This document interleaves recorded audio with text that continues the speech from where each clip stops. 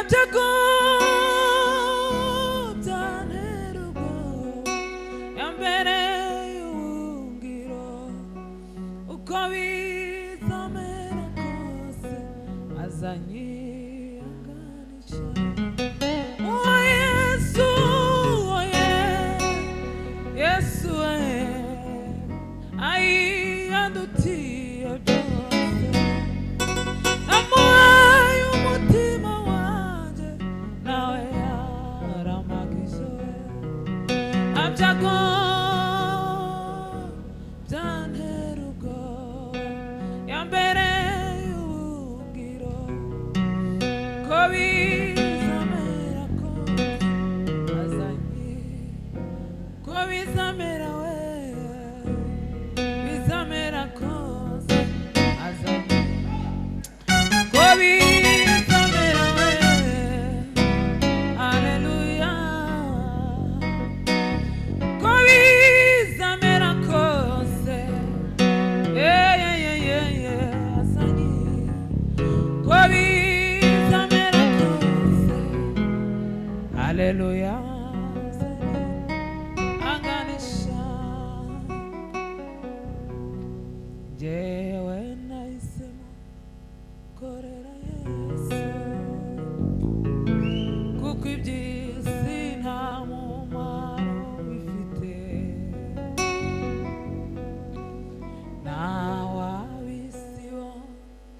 bazanyanga na Yesu yaje mube baramwikana ariko mwemeye bose bakizera izina rye yabaye ubushobozi bwo kuba abana b'Imana ariko abamwemeye bose bakizera izina ryawe wabaye ubushobozi bwo kuba abana ariko abamwemeye bakizera izina ryiwe yabaye ubushobozi bwo kuba abana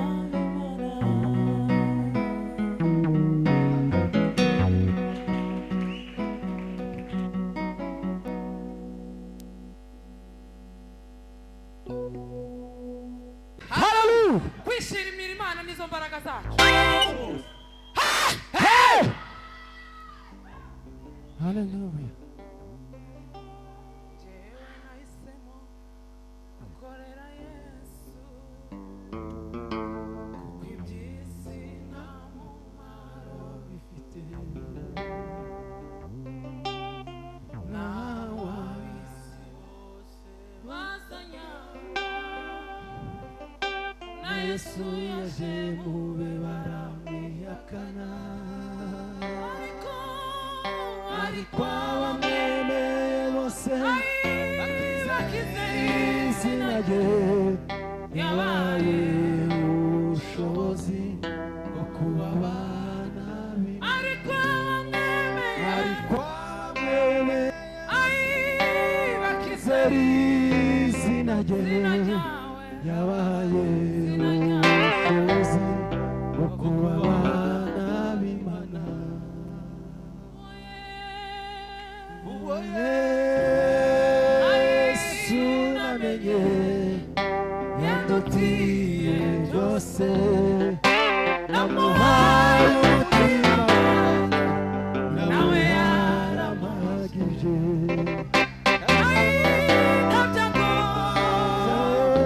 byantera ubwoba mbere y'ubuhungiro ngo bizamera kose azanyihanganisha uko bizamera kose azanyihanganisha uko bizamera kose azanyihanganisha